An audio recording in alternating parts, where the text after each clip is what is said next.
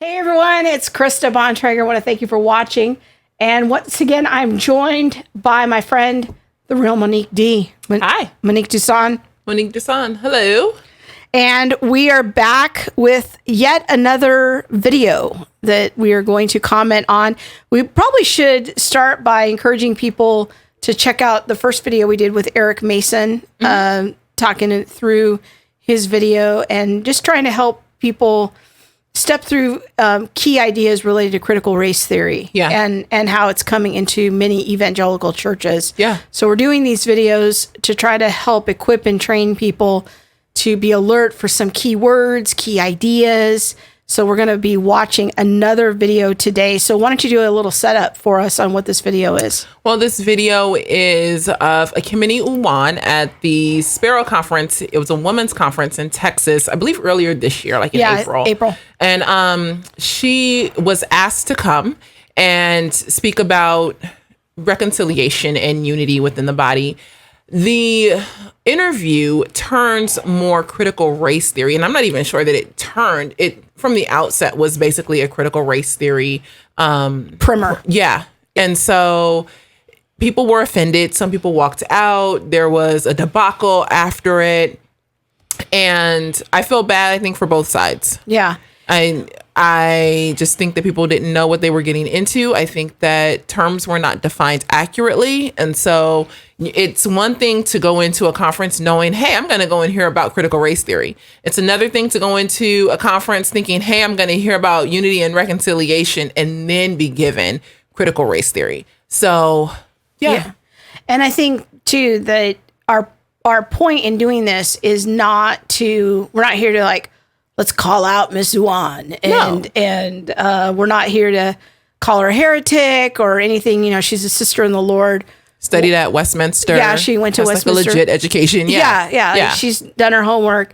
We just are taking a bit of a different stand and asking some questions related to the incorporation of critical race theory into the church. Yes. And that's specifically it for me. Like, doesn't mean we're against racial reconciliation. No. I mean, many good ideas that we'll go into in other videos in the past and in the future, but we're just going to comment on the critical race theory issue and just taking a different position on that than Ms. Uwan. And the position of it in the church. Yes. Like, if the world wants to adopt this stance, by all means, whether I agree or disagree. But in the church, I don't believe that it's biblical, and I believe that the Lord would have a different way for promoting unity. Okay, very good. All right, so we're going to start at the beginning here, and we're going to watch the video, and then we'll stop and start a few times and make some comments. And the reason we're playing the whole video is that we really want people to get the whole context. We could have just played excerpts, but it's such an important conversation. We want to try to deal as fairly as we can with her. So we're going to watch the whole thing. Yeah. Okay, let's boot it up. Why don't you get us started? Because you're a public theologian, which for some of the ladies here might be a profession that they're not familiar with. Yeah. So you can tell us what that means and how you got into that line of work. It's a fancy way of saying I do all the things. No, I'm kidding. Kinda. Not really. But I would say I became a public theologian in some ways by force and by faith. Okay. You know how God sometimes puts you in a corner? That's kind of that's how I describe it in some ways. I went to Westminster Theological Seminary, did a 4-year program there in the MDiv program. And after graduation, I thought I'd get a regular job because that's what I did before seminary. I, did the whole corporate thing. And so I just thought I'd come out and maybe do some sort of ministry job of some sort. But that's not what happened. The Lord did not open up a traditional door for me of employment. And so I started having opportunities. I started writing for what was known as the RAND network then, but now it's the Whiteness. And some of my writings, I guess people started, picking up some of my writing, would ask me to speak, or invite me to speak at a conference. And so started speaking at conferences maybe in 2015 or so. And so here and there, like more speaking engagements came, and a job never came, like a regular job never came. I was like, is this what we doing, Lord? And so let me know what's happening, and so in some way, so I just ended up kind of doing that. And so then I would get contacted by reporters about my insights about just different political issues or issues happening in the church within America. And then, of course, there's Truth Table podcast where I do a lot of, where we speak about theology and culture and race and gender and all of those things. And so it's really doing theology in the public. So talking about God, making sense of things that are happening in the world, and giving a Christian response or a Christian perspective on certain things. Particularly, my public theology and my ministry focuses on anti-Black racism, white supremacy, and all of those very difficult and hard things. So that's how I got into it. Okay, can you stop it for a second? I just want to say, I really actually like this definition. Maybe I'll call myself a public theologian. But you are a public theologian. I've never heard this term. I don't know if she made it up. I don't know. But I like what she's doing. I mean, I like in general what she's trying to do, and it really resonates with me. And what we try to do on our show, all the things, is to take things that are happening in the culture and commenting on them from a historic Christian standpoint. Yeah. And bringing theology to bear, because I truly believe that our view of God ought to come to bear on everything that we think about, and talking about culturally relevant topics, from a Christian standpoint. And who doesn't want to, be anti-racist and anti-white supremacy? Right. But the anti-racist is this particular term that we'll get into. The definitions, that's the thing. It's a technical term. So is white supremacy, and how you define that. Are you talking about the KKK? Because if you're against the KKK, I say, amen, people. Yes. Yes.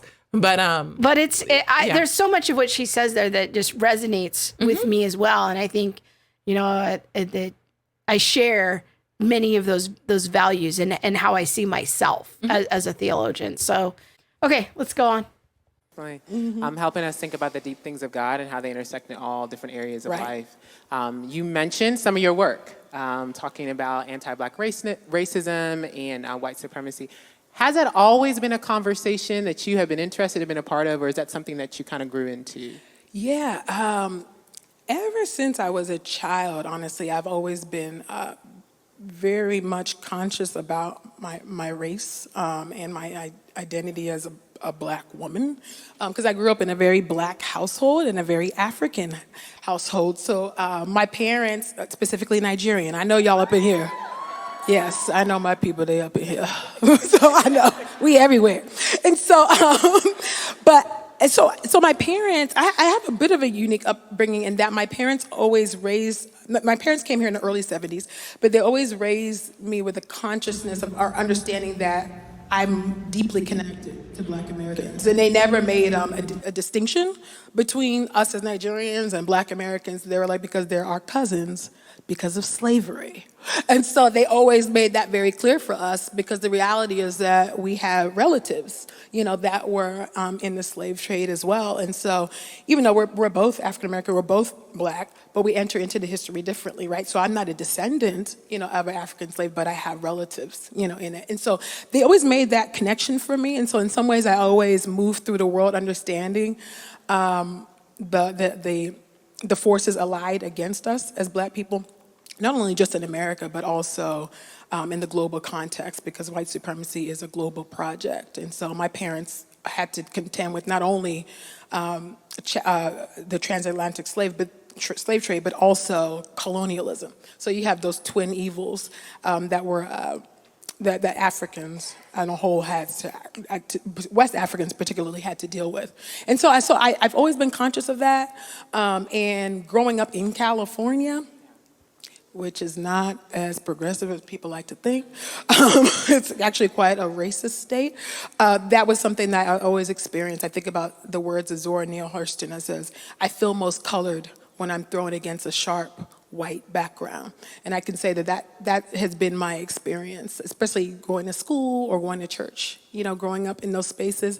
But then I grew up with Black folks, because Black folks lived in our neighborhood, because racial segregation and redlining and all of those things. So I lived in and moved into both of those spaces, but I was always made to feel different, right, when I was in predominantly white spaces. So I was very, very much aware of my Blackness.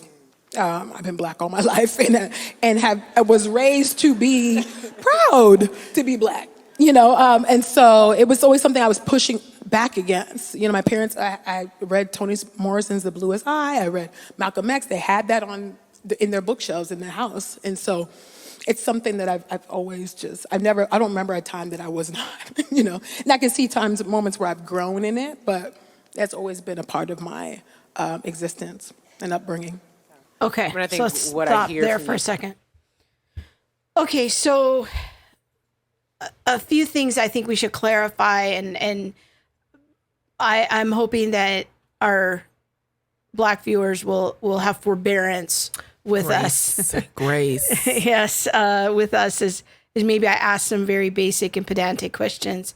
I'm not sure that most white people understand that there's a difference in people who are African and people who are African American. Yes. Our tendency is to just collapse us all together. Together. And so she's making the point that she comes from a Nigerian family, Nigerian parents who were immigrants.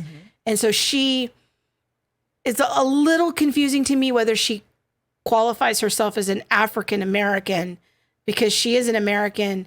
She is of African descent, but my understanding of the technical term of an African American is somebody who's from a slave descent. So I'm a little confused about how she's using that term, but I think we may give it that status here in the States and say, well, I am African American because my lineage lies in Africa because of the slave trade. And yet I am American. But technically, you would be Dutch American. Right. She is African American. She was born in America. She has African roots. Right. But in her home, I'm pretty sure because her parents were, from Nigeria, that she grew up pretty culturally Nigerian. Yeah. And her name is Nigerian. Yeah. She has a blog post on her website talking all about her name and what it means and how meaningful it is to her. And that's wonderful. I'm so glad she wrote that because it gave me great insight into the meaningfulness of her name. So I think that it's just to try to tease out those distinctions for people that she's Nigerian. She's very proud of her Nigerian heritage. So she would be like Nigerian American. Yeah. But from the continent of Africa, so African American. Yeah. Then she also makes this statement that racism is a global project. Should we get into that? I was waiting. I haven't said anything yet. Okay. So I was like, let all of this build. But racism being a global project or construct, I think and we'll see later, she talks about race being made up, basically, and made up to be able to keep people in their place for just layman straight out terms. Because when you look scientifically at race, there's only one. There's the human race. And because of, what's the word, stratification? Yeah. I'm trying with my big words, people. As humans moved from upper Eastern Africa and went throughout the rest of the world, our needs changed. And so some people who lived on the continent of Africa, where there was more sun, needed more melanin. Right. People who moved to other places to Northern Europe. Didn't need as much. Or my ancestors developed white skin over time because there was different needs. And these are in science what we call microevolutionary changes. They're tiny changes. They're also called adaptation. We're not talking about evolving from another species. We're both still humans. Yes. They're just tiny changes due to geographical pressure and adaptations. And so we're still humans at the end of the day.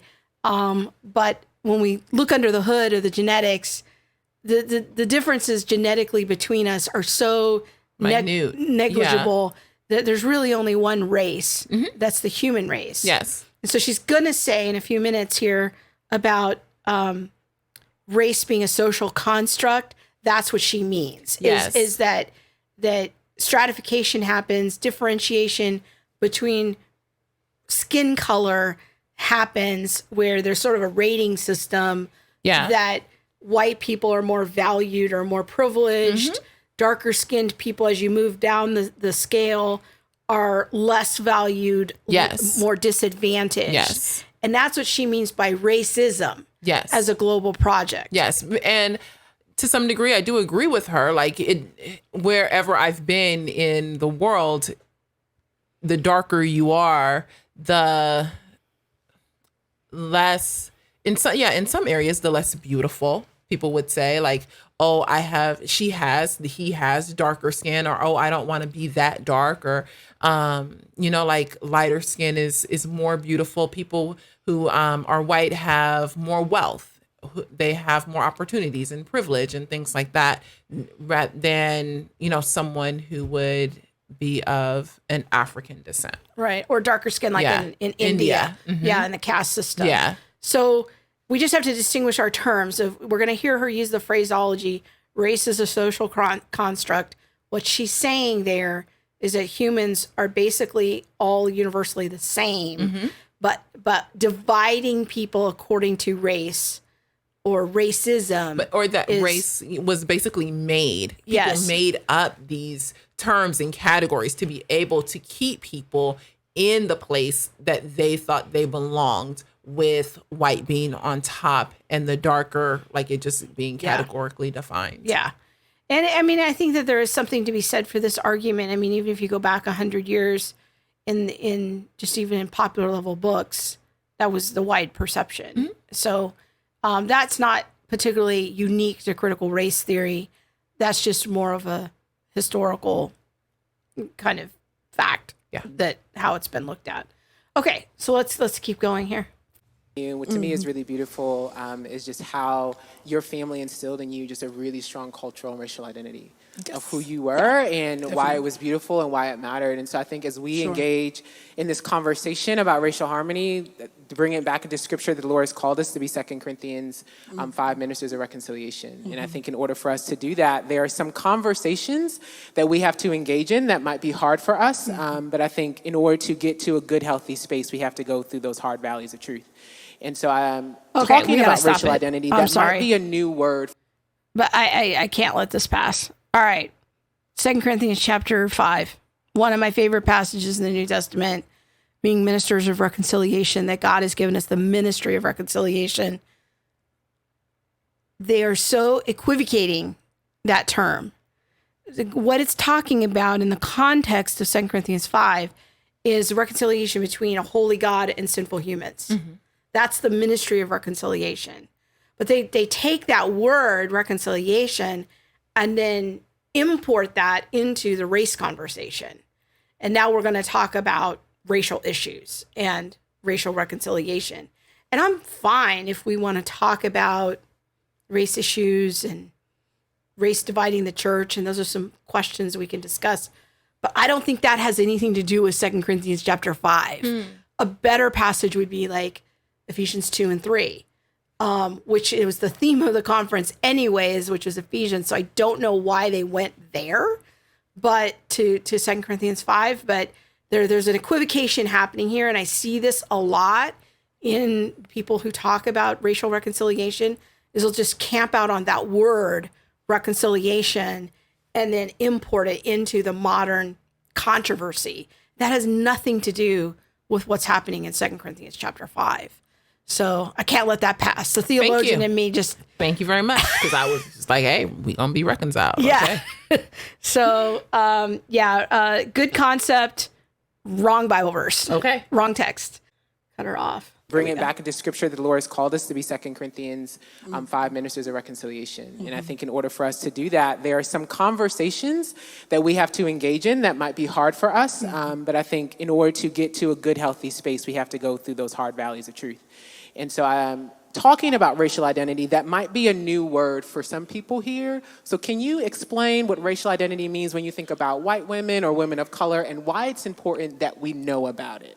Yeah, well, racial identity, just, I guess you want to, in a fundamental sense. It's just kind of the way that we traverse through and figure out our identity with our interaction with different groups. So as a Black woman, as a majority, for example, who interacts with maybe the majority culture, which will be white culture, we begin to get a sense of our racial identity based on the way that we are treated, but the way that we're received, in spaces maybe that are majority white, vice versa. The majority group traverses between different stages, if you will, of their racial identity development. So there's for example, there's the pre-encounter stage. I don't want to get too technical, but there's the pre-encounter stage where, say as a Black person, you have not come maybe into racial awareness. So you have been, say you've been in majority white spaces. And so in some ways you've imbibed this sense in which your culture is not as valuable, right? Okay. So hold on. As the norm. It's not. Hold up.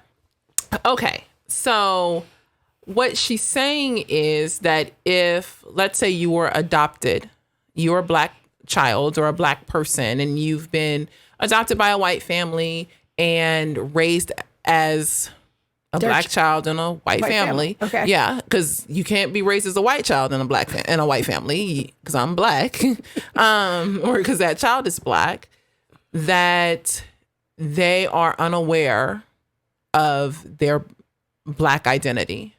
That child. Yeah, that child would be unaware that they are Black. As a Black woman, I think that's nearly impossible to be. Is the kid not on a mirror? I'm not sure. Have you not passed by a window with a reflection? There are certain things that I just think, no. We are aware that our skin color is darker. Now, if that child grew up in, I don't know, some ritzy rich neighborhood, do they have necessarily the same poverty experiences as a kid who grew up in an inner city? Maybe not. But do we have the right to say, well, you really don't know what it's like to be Black? Sort of like you haven't experienced this? Sort of like Carlton on Prince of Bel-Air. Yeah. Like he grew up bougie Black living in the ritzy area. Was he a real Black person? Yes. Okay. And I also think that that's a term, or that's something that Blacks, not just Ekemini Uwan, but that's how we would, have our round table. She ain't really Black. She ain't really Black. She don't know, but that's not true. How do you wake up every day and not realize that your skin color is darker than the person who sits across the table from you? 1, 2, this pre-encounter stage and her definition of culture to me means that in order for me to be Black, my experience with culture must be this. So that culture then becomes stagnant, if I'm understanding what she's saying correctly. Or static. It's static. Fixed. Yes. It doesn't change. Yes. Okay. So not stagnant, but static. And so it's in order for me to fully adopt my Blackness and understand my Blackness, I have had to have an encounter, or as some might say, become woke to the idea that I am Black. And the only way that I can become woke to the idea that I am Black is by understanding that I am oppressed, that I am underprivileged, that all X, Y, and Z things must happen and do happen to me. Okay. I take issue with that. I'm not sure that that's true. And I think I am questioning a lot because I used to believe as she did or as she does. But I'm just you know what? I don't know that in order for me to identify as a Black woman, I have to go through all of these experiences. And then if I don't have these experiences, then I am not Black. Somehow not Black, or not in the culture enough, or I don't understand my identity, my real identity as a Black woman. I haven't awakened to who I truly am. No, that's just wrong. I am aware of who I am as a Black woman, whether I have had that necessary situation or not. And I also find it off-putting, or I won't even say off-putting, I question who is the person or people that determine the situations that have to occur that I must experience and acknowledge in order for me to become a Black woman, or for me to become woke, or have had my encounter stage, for me to be like truly alert and alive to the idea that I'm Black. So who decides that? Who decides that? Okay. I also realized that, go ahead. I was just going to say, just to try to make sure I understand what you're saying. So if this concept of culture, the way she seems to be defining it, is that it's a static idea of this is what Black culture means. It has these beliefs, these practices, these rhythms, these important holidays. These are the things. Don't take away Martin Luther King Day. I'm not even playing I'm not with you. taking anything away. Okay, thanks. I'm just trying to make sure I understand over here. Just making sure. Just a friendly neighborhood white person. We can't take away Martin Luther King Day. So, yes. This is kind of the static Black culture. And if you don't hold to these same beliefs, values, sayings, experiences, if that doesn't become your identity, then you're kind of outside that system, and you might not be actually a true Black person. You're walking around in the physical world with dark skin, but you don't know who you are. Do I have that sort of right? Yes. And I want to refer back to the Eric Mason video, because he made a comment similar to this about whites wanting to hire Blacks who Blacks wouldn't even hire because they are like Angloid. white on the inside, but Black only on the outside. Okay. What is that? Like, no, that's not how biology works. To be a real Black person, there is who qualifies me to be a real Black person. It's not just your skin color. It's a mindset. It's a set of beliefs. Yeah. It's a set of experiences. So it's Black skin color or dark skin color plus this culture. And if you don't have both of those, then you're not really understanding who you are. Yes. And I have had my own conversations with people and, have used that term. And I feel horrible now because I'm having more realization of just how wrong that is. And the fact that I'm even sitting on camera making a video about this, someone's going to be like, she done changed her stripes. She's not a real Black person. They're going to DM you. Yes. Someone will hit me in the DM, but also I think it's interesting that there is I think the host, I don't remember her name now, but she's like, there are hard conversations that need to happen. Like hard valleys or something, valleys of truth. Yes. And that there is also like an education that needs to happen. But who is that education for? Is it just assume that this education must go out to whites? Who are the hard valleys of truth for? Yes. Yeah. And so she doesn't really specify. Is that the white project in this conversation? I'm not sure, but I think that it'll unravel as we go along. Okay. It's not seen as the default, right? And so you in some ways denigrate your own culture in order to assimilate, right? So that would be kind of like an example of like a pre-encounter stage.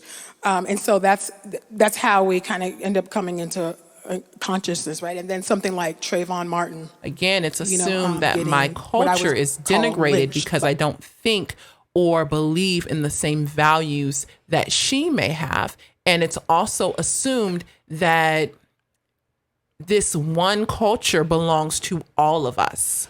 All Blacks. Yes. No matter where you live on the globe, because racism is a global project. Yes. Now, in fairness, I do think that she's talking about American. Okay. The American, like at the African American. But it is, in her context, assumed that all Blacks have this is the culture that belongs to you. Because that was sort of the setup at the beginning with her whole conversation about being Nigerian and African Americans are their cousins. And that certainly seems to be the context. Yeah. Okay. So she's assuming that her definition of culture and her understanding of this issue is sort of the truth. Yeah, that's the assertion. Yeah. Yeah. Okay. By George Zimmerman snaps us out of that, and we're like, wait a minute, hold up, and then all of a sudden there's a marker, there's a point in time where it's like, oh my goodness, like this person got killed because they are black, simply because they're black. So then now they're entering into an encounter phase. So you have, so we move through different stages based off of our interaction, whether either the majority culture as white people, which would be white people, right? And then white people move into that, there's different stages with their interaction with minority groups, so say black people. Or Latinx, or Latinx people, vice versa. So that's technically kind of what that racial identity development is. But you mentioned 2 Corinthians 5, and I'm wondering, when you talk about reconciliation and having to face the ugly truths, I think in order to have a healthy racial identity development, I think we have to be honest about the truth of race, right? And I think we can do this by looking at the gospel. So 2 Corinthians 5, when I say verse 21, talks about, how, of course, Jesus Christ, who knew no sin, right, became sin on our behalf. Some translations will say sin offering, right, for us. And the reality is that, we sing, he looked past my faults, or we say, or that's a nice little church saying, he looked past my faults, but God did not look past our faults. Actually, he saw our faults, he saw that we were enemies of the cross. He saw that we rightly deserved his wrath because we turned from him, right? We followed in the footsteps of our first father, Adam, right?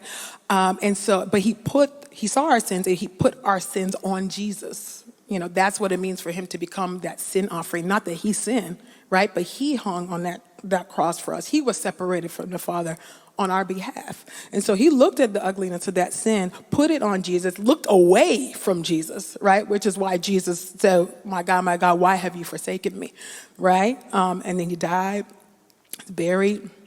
The scriptures say in Ephesians 4 that he ascended, or, ascended into hell, okay, or ascended into the lower depths, okay. We would say hell. And then he rose, right? Rose bodily as a brown-skinned Palestinian man, God-man. And it's enthroned as that. And right now, very important that we understand that. So we have to look at the truth of our sin. We have to face that because the gospel is offensive, right? And so those who come to faith in Christ, now we're new creations, right? And so but we still have sin, right? Indwelling sin. That's why we're being sanctified, being renewed day by day, looking more and more like Jesus by God's grace. But we have to face the reality of that. So analogically, implication of that is when it comes to race, we got to face the reality of what it is. And it's very ugly. So then when you ask me about racial identity, healthy racial identity development for white women and for people of color, well, it's not the same. We're not on the same place. These two things, they're not the same. So when you're talking about healthy racial development for white women, the reality is that we have to understand that race is a social construct that was organized around strife, around difference, racial stratification, so that obviously white people are on top, and then people of color, on the bottom, blackness being on the very bottom, so there's levels to this. And so we have to understand that race in and of itself, is made up, and it's not something that we actually should really seek to redeem, really. Our ethnicity, though, is something that we do retain, and we see that in Revelation 7:9. Okay, let's stop here a second. First of all, let me comment on her description of the gospel as, straight up standard Protestant theology and understanding of the gospel. That's great. No quibble there. My Orthodox friends would take issue with some of the things that she said there, but overall, some good thoughts. But then she kind of wraps that section of the gospel up by talking about Jesus being a brown-skinned Palestinian person. To my knowledge, Palestinian is not even a term that was in the Bible. That's a modern political term. I'm sure there's some whole story as to why she chose to say that, but I don't know what that is. But why is she making such a big deal about Jesus having brown skin? Like, what's that about? My best guess, and probably a personal guess as well, like from my point of view, is that what you see is a white Jesus. I see where? Well, when I look at pictures of Jesus, he's usually very pale skin, blue eyes, straight wavy hair, just not what a person born in the Middle East would necessarily look like. Okay. And so what she is referring to is the images that are usually portrayed. Okay. Yeah. So she's saying that he still has his brown skin or olive skin as, or in brown eyes as someone who would have been born in the Middle East. Okay. Not necessarily, So she's just wanting us to think in a racially accurate way about our Savior. Yeah. So, and not have idolatrous images in our minds of him looking more white than he did, or having blue eyes and that sort of thing. Okay, that's cool.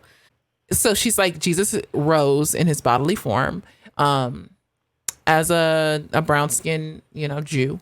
Yeah. And I also wonder how closely impacted our humanity is with our glorified body. But that's just the whole question I have. Yeah, I don't know. That's an interesting question. I mean, part of the story arc of the incarnation, or Jesus as the second person of the Trinity coming in the flesh. That's what it means to incarnate, is to come in the flesh. He's taking on a human. He's becoming a human, fully human. But he's doing that to kind of condescend to our level, being born of a earthly mother, growing from a baby to a man. He condescends to us.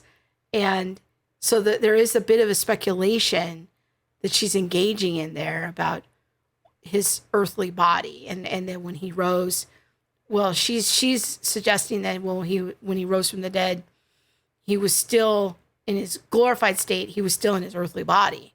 There's this glorified earthly body, and he still maintained his ethnic features, if you will. I think it's an interesting speculation, but she really teases that out, and it becomes kind of a cornerstone of her whole theology of race and ethnicity. So let's keep going. Yeah, let's continue. So can I keep talking? I feel like Yes, ma'am, keep am on I going. am I talking too much? I'm sorry. Okay, so Keep going. So in Revelation 7:9, we see that every tongue, tribe, and nation gathered around the throne, right? So we see that beautiful glimpse of what we're going to see in the new heavens and the new earth, right? And that worship that's happening even now. And so we retain that. So that is good. But race in and of itself was always meant, to actually put differences, between others. And it was always meant to subjugate, right? In this case, obviously, I'm speaking as a Black woman, so subjugate me or subjugate us, as Black women. And with that comes, so ethnicity, let me explain what that is. So that's when there's a common group of people that they share common heritage, cultural heritage, common religion, common language, right? And among other things, but those are like the core. Of course, racial identity too, but at the core, common heritage, common language, ethnic. That's why the Revelation 7:9 talks about, tongues, tribes, nations. We hold on to that, So that means by God's grace, when I make it to glory, I will remain as I am. Well, I will have a new body. I don't know. We don't know what it's going to be. We don't know what it's going to look like. But I will be not even just Nigerian, right? Because Nigerian is a colonial tag, right? That was given to us. That name was given to us by colonists. So we probably won't retain that. But I will retain the fact that I'm an Ibibio woman. That's my tribe. That I will be that, and I will have kinky hair, and I will have a broad nose, and I will have dark skin in the new heavens and the new earth. And we know that because our Savior is embodied. Jesus Christ did not raise as a ghost, right? He is embodied right now. We live in an embodied faith. So when I'm talking about race, and I talk about racial identity, really what we want to do is we want to hold on to what is actually in the scriptures, right? So race is not a category in the Bible. It did not exist, because it's something that's not something that's going to be redeemed, It was meant to hold power and hoard power. So then when we talk about white identity, then we have to talk about what whiteness is. Well, the reality is that whiteness is rooted in plunder, in theft, in slavery, right? Enslavement of Africans, genocide of Native Americans. We're sitting on stolen land. If you're in America, we're sitting on stolen land everywhere in America. This is the reality of land that was stolen from Native Americans. We have to recognize that and acknowledge that. So that is not, so it's a power structure is what whiteness is. And so the thing for white women, in this, because we're women in here, to do is you have to divest from whiteness. You have to divest from whiteness, because what happened was that your ancestors actually made a deliberate choice to rid themselves of their ethnic identity. And by doing so, they actually stripped Africans in America of their ethnic identity, right? So I can sit here and say, I will be a BBO in the new heavens and new earth, but you, Elizabeth, can't yet say that. But in my sanctified imagination, I believe that God will give you and my sisters, according to the flesh, will be given their ethnic identities in the new heavens and new earth. I believe that. Right deep down in my core, I believe that. And I pray to that end. Because we have to understand something. Whiteness is wicked. It is wicked. It always means it's rooted in violence. It's rooted in theft. It's rooted in plunder. Okay. It's rooted in power. I'm sorry. This has gone on quite a long time. Okay. I was just trying to make sure that people got the whole context of what she's saying, because there's a lot of points here to unpack. But let's start with this issue of her interpretation of Revelation 7. Let's start with that. Okay. So she's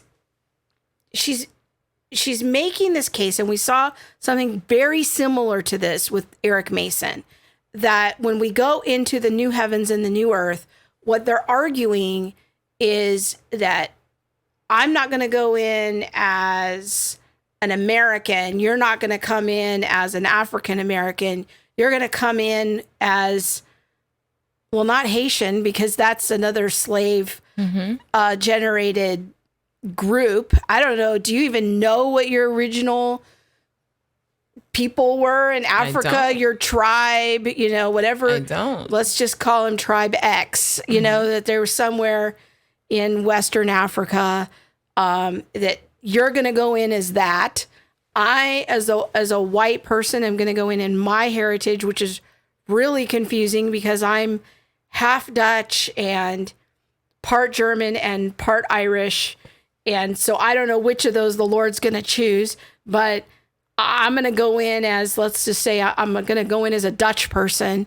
You're going to go in as tribe X, whatever the African tribe that is. And that's how we're going to go into the new creation. Well, and I'm biracial, so... Yeah, that's even more confusing. What are you exactly? And what do you do, according to her theory, what do you do with people who are biracial? We're all yeah, but by something. Yes. Yeah. Even me as a white person, I come from, Irish culture is quite different than Dutch culture. Yes. I'm speaking to her assertion that she is an Ibibio woman. Yeah. And so both of her parents link back to Nigerian and their parents and which things works like for that. her. Yes. But how does this work for my friends or my nephews, let's say, who are half Hispanic and then half black and biracial? My brother and I are biracial. So how does that work? Yeah. And then she's going to go on to make a statement that the hard work that we have to do is go back in our lineage and get in touch with our ethnicity, not our race, because we're which is a different question, which we'll get to in a minute, but we're supposed to get in touch with our ethnicity because that's how we're going into the new creation. Well, before we even get there, that's my understanding of what she's saying. Yes, and we will. Yes, but I have something to say about the idea that she says we don't know what we will look like in our glorified bodies. We don't know, And I don't think the Bible said, and you can tell me, I mean, maybe the Bible tell me that I'm going to go in looking at, hey, I don't know, but it's not really clear. I would love it if my new body would allow me to eat cake and Twinkies all day. Pizza and ice cream. Pizza, yes. Hawaiian pizza and butter pecan ice cream all day. And I wouldn't gain a pound. That would be a glorified body for me. But she says we don't know what we're going to look like. And then directly after that, she begins to declare what she will look like. Yeah. She will have black skin. She will have kinky hair. She will have a white nose. She will have... but we don't know what the glory, which one is it? Do we know or do we not know? And if we don't know, how then do we tie our ethnicity to our glorified body?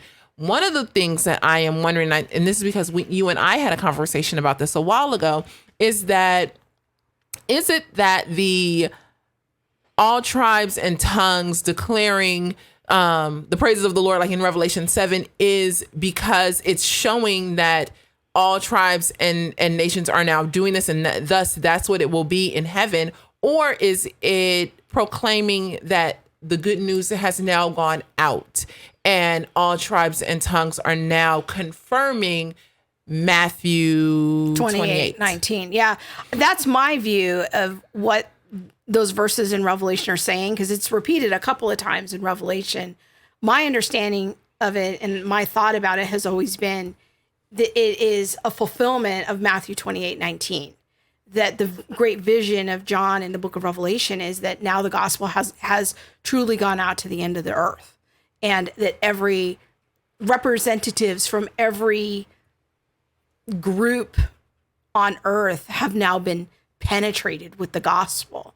And this seems to be the theme in the book of Acts. Even on Pentecost, you have all of these people there for the feast day, these Jews from all over the ancient world there for the feast day for Pentecost. And instantaneously, the gospel goes out into all the world of that time almost overnight, because these people are speaking all these languages.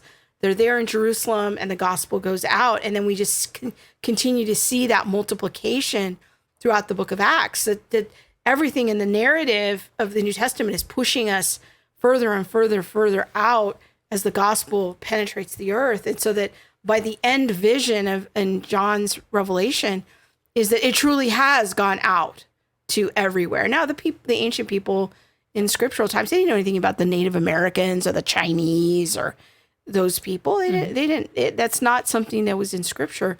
But I love the vague language in the vision of Revelation, because it includes those people. Mm-hmm. And that it's basically what it's saying is the gospel has gone out. I think she's really building a lot on one verse. And that's troubling to me as a theologian. That's not how we do theology. But I commend her for trying to come up with a theology of race. But I'm not persuaded that her interpretation is going to win the day. It's a highly novel interpretation. That's never how the church has interpreted those verses. And it's building a rather large superstructure on one verse. So kind of with the theology in hand, now let's talk about a very critical or important critical race theory term, which is whiteness. Mm-hmm. And she makes these statements that it's violent, that it's about pillaging and plunder. And I know, though, the first time I saw this video, I was highly confused by these terms, because I thought she was talking about white skin. Mm-hmm. But she's actually, it's a technical term. Whiteness is a technical term in critical race theory. So maybe you can break that down for us. I do think that without clear definition, it's confusing, a hot mess. And this is the point in the talk where some people left. Yes. And they were probably white people, because they thought what she was saying. Divest from your skin. Yeah, that all white people are evil. Mm-hmm. That all white people commit violence. That all white people commit pillaging. It's very. That's how it would have been heard. I'm just gonna have to sit back because I thought about this a lot last night. You and I had a conversation about it a little bit last night. Critical race theory would define whiteness as a system that holds to continually oppress. And so the pillage and plunder of people groups, oppression of people of color, white supremacy, those would be the things that fall under whiteness. I would almost use white supremacy and whiteness interchangeably. So it's a cultural system. It's a cultural system, but it's a cultural system where that maintains that white people are right, white people are in power, white people think life is centered, our conversations are centered, thought is centered around whites. Does that make sense? Yeah, I think and what I've learned from you is the months and months and months that it's taken to arrive at this moment. I mean, I think people need to understand, like, we didn't just roll out of bed to do this video. Yeah. No. This has been 14 months of hard conversations, forward progress, backward progress, difficulty, misunderstanding. I mean, when you start getting into critical race theory, it is hard because what I've learned as the outsider in the equation is it is a whole vocabulary where terms you think mean this and they don't mean that at all. Mm-hmm. And then you spend half your life trying to figure out and discern the way that they're using the term versus what you think it means. Yes. And so whiteness is not necessarily a skin color. Yes. Whiteness is a system, and the way that they divide the world is you're in one of two buckets. You're either an oppressor or you're the oppressed. Yes. And the people in the oppressor bucket all have white skin.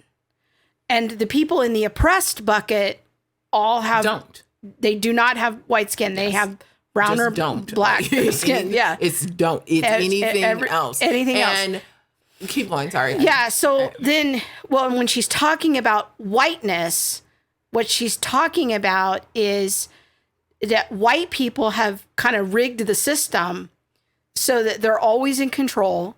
They're always oppressing the people with brown or black skin. And there's almost no way for you to ever get yourself out of the bucket. You have to work really, really, really hard and do some certain things and think some certain ways to divest yourself of whiteness. Do I have that accurate? Pretty close? Pretty close. Okay. I would say that it's important to understand that anyone can be affected by whiteness. Mm-hmm. As she was saying in that pre-encounter phase, I can be affected by whiteness because I haven't encountered my true identity. I'm still living in a world where mentally I may centralize white thought, or all my conversations may be around white issues. I may not. So even this conversation might be a reflection of whiteness. It is a reflection of whiteness, according to her definition. I just polluted her. Well, and even that would be, even saying that you polluted me would be a form of oppression and white dominance. Not that I could truly believe these things and think for myself. Okay. Which, if you knew me and knew how stubborn I can be and how many thoughts I do have on my own, that would be something that I can't say on. You can't say on a Christian show. No, I can't. This is fairly complicated. It is. And it always pits, and this is why I don't think that it's for the church, because it always pits you against me. No matter what. You are always my oppressor, and I am always the oppressed. The oppressed. I am always subjugated to you. And that is not what I believe Christ died for. I don't believe that's what I've been redeemed to, just to only be seen as an oppressed person. And when you said the system of whiteness, that whites have it rigged, I don't even know that whites have it rigged. It goes back to the beginning, and that the system was never geared for people of color. And so because it was never geared for us, there wasn't much changing that needed to be done, even though changes have occurred and ratifications have been made. The system is always in place. So now you, just by virtue of being white, benefit from the system, even though you may not be aware that you get a different tax break because your house at one time, not saying today, but your house at one time was in a specific zone that didn't allow people of color to live in it. You may not have been aware of that. You may have just gone to work and lived your, life and done your thing. But what she's saying is that every system, everything that's been instituted within America has been set up with the person of color pitted under it and the person or the white person on top. So, okay. It's a lot. Because it's so universal. People need to understand, because I know that what's happening in many of our white viewers' minds right now is what the holy heck? Yes. And I mean, because they're thinking, look, I've never put on a KKK uniform. I've never burned any crosses. But this woman is telling me I'm a racist. I'm so confused. So here's the definition of racism. Yes, 50 years ago, we used to think that racism would be you not letting me drink out of a water fountain, or you throwing water on me from your fire hose or something like that, like those physical actions. The term for racism, and this goes back to terms and changing terms and understanding that critical race theory is a worldview. Racism is defined as prejudice plus power. So anyone who... So if I'm white, I'm automatically in power. You are automatically in power. The oppressor bucket. Yes. And so I'm automatically considered a racist by that definition, because I'm in power, even though I'm just over here, like, living my life, going to my job, buying groceries at the grocery store, simply because of the definition of racism. Because many white people do not understand that is the definition that's being used. They're using the more traditional definition of racism, which is more like acts of violence or equality of races or that sort of thing. Then it was considered that you were racist if you act out on your prejudice. Right. So I have a prejudice against cameras. I don't like cameras, so I'm going to go and I'm going to break every camera I see. Oh. Except these cameras. Not these cameras. Not these cameras. No, but that it was the acting out of your prejudice. Today, we're not saying that, or they're not saying that you have to even be consciously aware. Actually, what they're saying is quite the opposite, is that your ignorance and your lack of awareness is what actually makes you racist and creates white spaces, because you haven't given the forethought to consider someone else who is of a different race. Here's the thing, though, that I think is so important for people to understand is that this is a like you said a moment ago, a worldview, and our friend Neil Shenvi is really one of the key people who's put this forth. Love him. Yeah. Go follow Neil Shenvi if you haven't yet done that. Yes. So, but he's the one who's really, him and his friend Dr. Pat Sawyer. Yes, Dr. Pat. Hi, Dr. Pat Sawyer. They're the ones that are suggesting this is a worldview. And what we're doing then is this worldview, this construct, framework, critical race theory, has been around for decades. Yeah. But what's happened in the last 5 or less years is now it's zooming into evangelical churches. And it's I liken it to ivy crawling on the side of your house. Like, if you don't get that stuff tamed, it will take over. And it's not that this is a new idea. This is an idea that's been around. You learned this stuff 20 years ago at Biola. Mm-hmm. But what's happening now is that it's zooming into the local evangelical church near you. Yes. And that's why we're doing these videos, because we want people to key into these terms, because a well-meaning white person sits in the pew and says, I want to be anti-racist. I don't want to be a racist. How do I get out of the oppressor bucket? Mm-hmm. And they're very confused, because then the leadership in their church is saying, we got to get woke. We got to do woke things and have a woke group and social justice, and we're going to have racial reconciliation. And these are all kind of buzzwords for how we've imported this foreign theory, this worldly theory, this non-Christian construct. And now we're kind of adding it to the church, baptizing it with Jesus, and bringing it into our Bible-believing churches. What you're suggesting is, how can we as Christians become leaders in the race conversation, but just develop a distinctly Christian way of doing it? Yes. So totally fine if the world wants to go down the tube of critical race theory. Like, that's cool, but we know that it's in the world and it's non-Christian. What makes it confusing is when it comes into our churches. Yes, is when it comes into the church. And the problem is that the church is not addressing this. Just because critical race theory isn't the way to do it does not mean that race shouldn't be talked about in the church. It doesn't mean that there aren't divisions in the church. It doesn't mean that there isn't injustice in the world. And we'll talk about all of those things in the future. We have plans for other videos.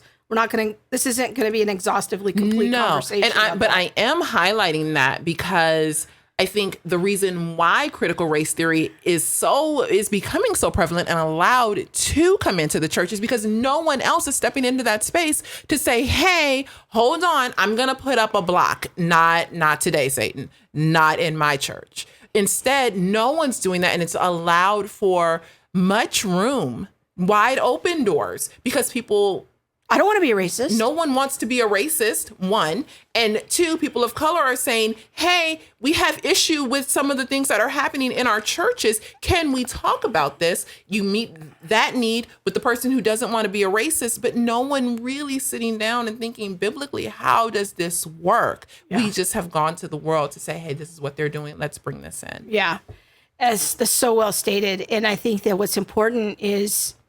we'll go into more theology in future videos, but I think that biblically speaking, we have to have a conversation at some point about unity and how this critical race theory divides us even more. It doesn't actually bring the fruit that it promises. Because I sure don't want to be united with you if you're my oppressor. No. I just don't. I mean, it doesn't bring us... Love you to bits, but no. The fruit is toxic. Mm-hmm. And it's not going to get us where we want to go, which Christ says is that we may be one. There's no desire to be one with somebody who thinks I'm a racist, who thinks I'm an oppressor. And I can't imagine that you would want to be in fellowship with somebody that you perceive as an oppressor. It just divides the races even further apart, I think. Okay, so we've covered a lot. We're about halfway through the video, so let's pause it there. We're going to come back for a part 2. People are going to have a lot to process and a lot to think about. Yeah. But this is a very important conversation, and we're really hoping that the videos will help provide understanding, but also begin to highlight what we see as some of the problems of bringing critical race theory into the church. Yeah. So... let's pause it right there, and we want to thank you for watching, and we want to ask you to share this video. It's a very important message. We want to ask that you hit that share button and share it with people in your social media feeds. We also want to hear your feedback. We want to hear your questions. We want to hear your comments.